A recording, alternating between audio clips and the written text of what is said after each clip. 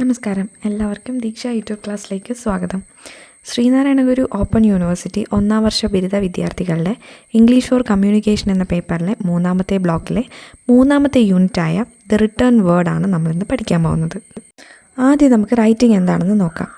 Writing is one of the most important means of human communication.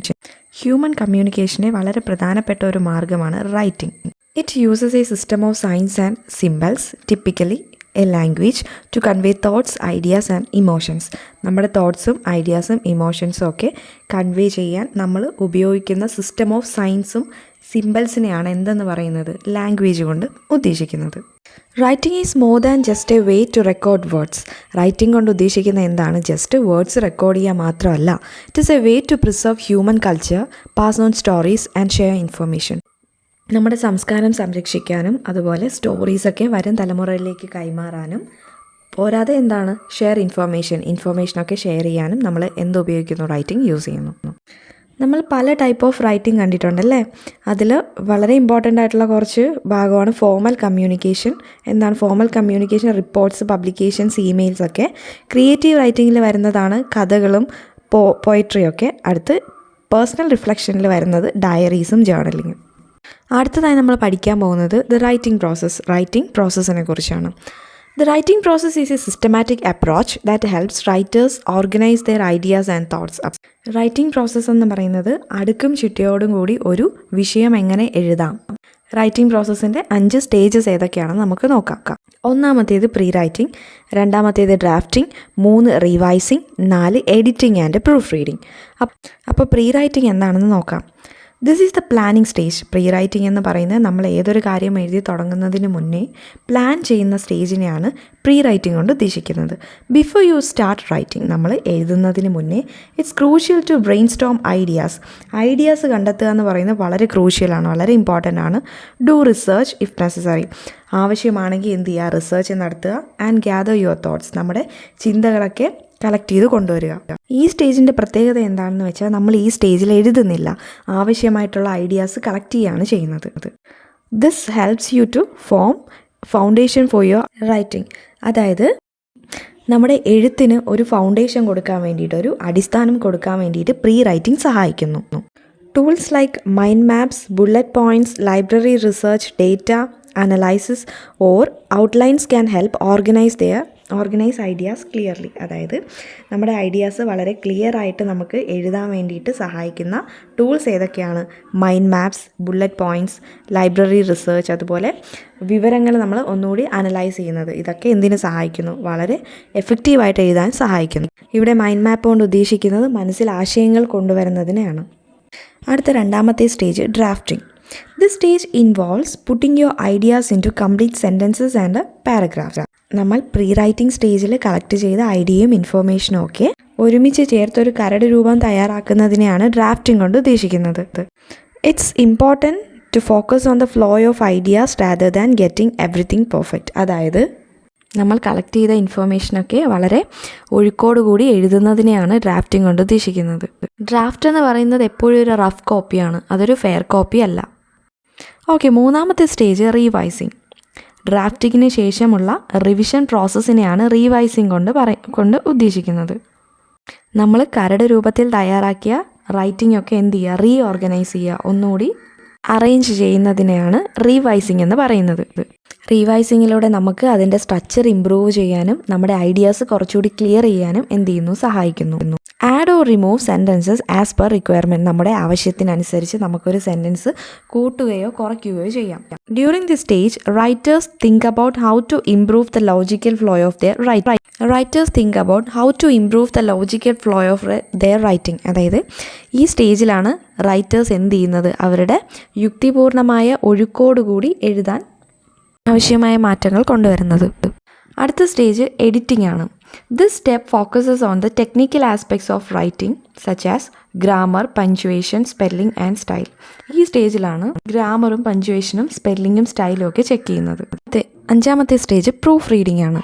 Proof reading ensures that even small mistakes are caught before the final piece is shared or published. അതായത് നമ്മുടെ final piece prepare ചെയ്യുന്നതിന് അല്ലെങ്കിൽ publish ചെയ്യുന്നതിന് മുന്നേ അതിൽ എന്തെങ്കിലും ചെറിയ mistakes ഉണ്ടെങ്കിൽ അതൊക്കെ എന്ത് ചെയ്യുക, അതൊക്കെ ചെക്ക് ചെയ്യുന്ന സ്റ്റേജാണ് പ്രൂഫ് റീഡിങ്. അങ്ങനെ റൈറ്റിംഗ് പ്രോസസ്സ് ഈ പറഞ്ഞ 5 സ്റ്റേജസിലൂടെയാണ് കടന്നു പോകുന്നത്. അടുത്തതായി നമ്മൾ നോക്കാൻ പോകുന്നത് ദ വെൽ റിട്ടൺ സെൻറ്റൻസ്. എന്താണ് ഒരു വെൽ റിട്ടൺ സെൻറ്റൻസ് എന്ന് പറഞ്ഞാൽ? A well written sentence must not just be grammatically correct but also have clarity and should be interesting. ഒരു വെൽ റിട്ടൺ സെൻറ്റൻസ് എന്ന് പറയുന്നത് എപ്പോഴും എങ്ങനെയുള്ളതാണ്? ഗ്രാമാറ്റിക്കലി കറക്റ്റ് മാത്രമായിരിക്കില്ല, പക്ഷേ അതിന് ക്ലാരിറ്റിയും ഉണ്ട്. അതുപോലെ എന്താണത്? ഇൻട്രസ്റ്റിംഗ് സെൻറ്റൻസ് കൂടി ആയിരിക്കും. അടുത്തത് clarity refers to communicating to the reader what the author wants to convey. അത് ക്ലാരിറ്റി എന്ന് പറയുന്നത് എപ്പോഴും എന്താണോ റൈറ്ററിന് അല്ലെങ്കിൽ ഓതറിന് റീഡറുമായിട്ട് കമ്മ്യൂണിക്കേറ്റ് ചെയ്യേണ്ടത് അതിനെയാണ് ക്ലാരിറ്റി കൊണ്ട് ഉദ്ദേശിക്കുന്നത്. ഒരു ഉത്തമമായ സെൻറ്റൻസിന് താഴെ പറയുന്ന കാര്യങ്ങൾ ശ്രദ്ധിക്കണം. ആദ്യത്തേത് കൺസിഷൻ. എന്താണെന്ന് നോക്കാം. Being concise means expressing ideas in as few words as possible without losing meaning. അർത്ഥത്തിന് മാറ്റം വരുത്താതെ കുറഞ്ഞ വേർഡ്സ് ഉപയോഗിച്ച് വളരെ അർത്ഥവത്തായിട്ടുള്ള ഒരു ഐഡിയ. രണ്ടാമത്തേത് emphasize. Writers can highlight important ideas by using specific techniques like repeating key words, placing important information at the beginning or end of a sentence, or using punctuations like dashes and exclamation marks for emphasize. Emphasize കൊണ്ട് ഉദ്ദേശിക്കുന്നത് ഒരു സെൻറ്റൻസിലെ പ്രധാന ഭാഗം highlight ചെയ്യുന്നതിനെയാണ് emphasise കൊണ്ട് ഉദ്ദേശിക്കുന്നത്. അതിലേക്കായി എഴുത്തുകാരൻ പല ടെക്നിക്സും ഉപയോഗിക്കുന്നു. ഇമ്പോർട്ടൻ്റ് ആയിട്ടുള്ള ഭാഗങ്ങൾ ഹൈലൈറ്റ് ചെയ്യാൻ വേണ്ടിയിട്ട് റൈറ്ററിന് എന്തൊക്കെ ചെയ്യാൻ കഴിയുന്നു? പ്രധാനപ്പെട്ട പോയിൻറ്റ്സ് റിപ്പീറ്റ് ചെയ്യാം. പ്രധാനപ്പെട്ട പോയിൻറ്റ്സ് സെൻറ്റൻസിൻ്റെ തുടക്കത്തിലും അവസാനത്തിലും ഉപയോഗിക്കാം. അല്ലെങ്കിൽ പഞ്ച്വേഷൻ മാർക്സായ ഡാഷസും എക്സ്ക്ലമേഷൻ മാർക്സും ഉപയോഗിക്കാം. അടുത്തത് rhythm. Punctuation and word stress pattern in sentence determine the rhythm of writing. ഒരു സെൻറ്റൻസിൻ്റെ റിതം നിർണ്ണയിക്കുന്നത് ആ സെൻറ്റൻസിൽ നമ്മൾ ഉപയോഗിക്കുന്ന പഞ്ച്വേഷനും വേർഡ് സ്ട്രെസ്സുമാണ്. അടുത്ത മൂന്നാമത്തേത് variety. Good writing keeps readers engaged by varying sentence lengths and structures. Variety strength, variety length, variety structure ഇവയൊക്കെ എന്ത് ചെയ്യുന്നു? വായനക്കാരെ പിടിച്ചിരുത്തുന്നു. Repeating the same sentence structure can make writing feel monotonous, while variety creates a dynamic flow. ഒരേ രീതിയിലുള്ള സെൻറ്റൻസും ഒരേ രീതിയിലുള്ള സ്ട്രക്ചറും വായനക്കാരിൽ വിരസത ഉണ്ടാക്കുന്നു. അതുകൊണ്ട് വെറൈറ്റി സെൻറ്റൻസും സ്ട്രക്ചറും ഉപയോഗിക്കുന്നത് വായന ഇൻട്രസ്റ്റിംഗ് ആക്കുന്നു. അടുത്ത നാലാമത്തേത് diction. Diction refers to the choice of words in writing. നമ്മൾ എഴുതാൻ ഉപയോഗിക്കുന്ന വാക്കുകളെയാണ് ഡിക്ഷൻ കൊണ്ട് ഉദ്ദേശിക്കുന്നത്. Depending on the audience and purpose, writers choose different types of language. അതായത് ഓഡിയൻസിനെയും പർപ്പസിനെയും ഡിപ്പെൻഡ് ചെയ്തുകൊണ്ട് റൈറ്റർ ചൂസ് ചെയ്യുന്ന വ്യത്യസ്തമാർന്ന വാക്കുകളായിരിക്കും. ഡിക്ഷൻ പ്രധാനമായും 2 രീതിയിൽ നമുക്ക് ക്ലാസിഫൈ ചെയ്യാം. ഫോർമൽ ഡിക്ഷനും ഇൻഫോർമൽ ഡിക്ഷനും. എന്താണ് formal diction? This is used in academic, professional or official writing. Formal diction എന്ന് പറയുന്നത് നമ്മൾ അക്കാഡമിക് പരമായിട്ടോ പ്രൊഫഷണലായിട്ടോ ഒഫീഷ്യൽ ആവശ്യങ്ങൾക്കോ ഉപയോഗിക്കുന്ന ഡിക്ഷനാണ് formal diction. It avoids slang and informal language. Formal diction എപ്പോഴും അവോയ്ഡ് ചെയ്യുന്ന എന്തൊക്കെയാണ്? സ്ലാങ് അവോയ്ഡ് ചെയ്യുന്നു, ഇൻഫോർമൽ ലാംഗ്വേജും അവോയ്ഡ് ചെയ്യുന്നു. അടുത്തത് ഇൻഫോർമൽ ഡിക്ഷൻ. ഇൻഫോർമൽ ഡിക്ഷൻ കൊണ്ട് ഉദ്ദേശിക്കുന്നത് നമ്മൾ ഡേ ടു ഡേ ലൈഫിൽ ഉപയോഗിക്കുന്ന വേർഡ്സിനെയാണ്. അഞ്ചാമതായി നമുക്ക് നോക്കേണ്ടത് മീനിങ് ആണ്. There are 2 possible meanings for words. വാക്കുകൾക്ക് പൊതുവേ 2 മീനിങ് നമുക്ക് കണ്ടെത്താം. ഒന്ന് ഡിനോട്ടേറ്റീവ് മീനിങ്ങും മറ്റേത് കൊണോട്ടേറ്റീവ് മീനിങ്ങും. ഡിനോട്ടേറ്റീവ് കൊണ്ട് ഉദ്ദേശിക്കുന്നത് ഒരു വാക്കിൻ്റെ യഥാർത്ഥ അർത്ഥത്തെയാണ്, സ്ട്രെയിറ്റ് ഫോർവേഡ് ആയിട്ടുള്ള അർത്ഥം, അതായത് നേരായ അർത്ഥം. അടുത്തത് കൊണോട്ടേറ്റീവ് മീനിങ് കൊണ്ട് ഉദ്ദേശിക്കുന്നത് ഒരു വാക്കിന് സാഹചര്യത്തിനനുസരിച്ച് അർത്ഥവ്യത്യാസം ഉണ്ടാകുന്നതാണ് കൊണോട്ടേറ്റീവ് മീനിങ് കൊണ്ട് ഉദ്ദേശിക്കുക. ആറാമത്തേത് figurative language. Figurative language uses words in an non literal way to convey deeper meaning or create vivid imagery.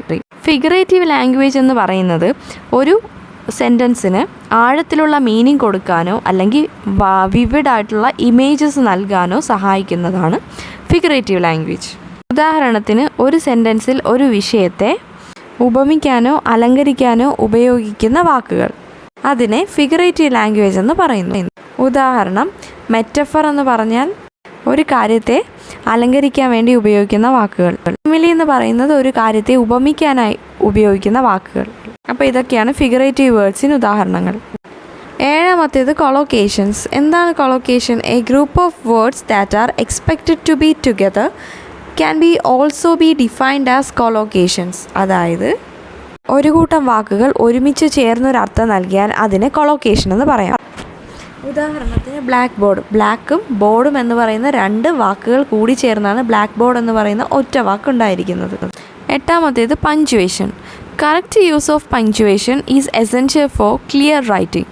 വ്യക്തമായ റൈറ്റിങ്ങിന് നമ്മൾ എന്ത് ഉപയോഗിക്കണം? കറക്റ്റായിട്ടുള്ള പഞ്ച്വേഷൻ ഉപയോഗിക്കണം. Punctuation marks help separate ideas, clarify meaning and guide the reader through the text. ഒരു punctuation mark എന്തിനൊക്കെ സഹായിക്കുന്നു? സെപ്പറേറ്റ് ഐഡിയാസ്, ആശയങ്ങളെ സെപ്പറേറ്റ് ചെയ്യാൻ സഹായിക്കുന്നു. ക്ലാരിഫൈ മീനിങ്, ഒരു കോണ്ടെക്സ്റ്റിൻ്റെ മീനിങ് നമുക്ക് ക്ലിയർ ആക്കി തരുന്നു. And guide the reader through the text, നമ്മുടെ ടെക്സ്റ്റിലൂടെ റീഡറിനെ ഗൈഡ് ചെയ്യുന്നു. വിവിധതരം പഞ്ച്വേഷൻസ് ഉണ്ട്. അതിലൊന്നാണ് കോമ, മറ്റേത് apostrophe, quotation, question and exclamation, hyphen, dash തുടങ്ങിയവ. അപ്പോൾ ഈ പറയുന്ന പഞ്ച്വേഷൻ മാർക്സ് നിങ്ങൾ ടെക്സ്റ്റ് നോക്കി പഠിച്ചിട്ട് പോവുക. ഈ യൂണിറ്റ് പൂർത്തിയായിട്ടുണ്ട്. നിങ്ങൾക്ക് വീഡിയോ ഇഷ്ടപ്പെട്ടാൽ ലൈക്ക് ചെയ്യുക, ഷെയർ ചെയ്യുക, സബ്സ്ക്രൈബ് ചെയ്യുക. താങ്ക്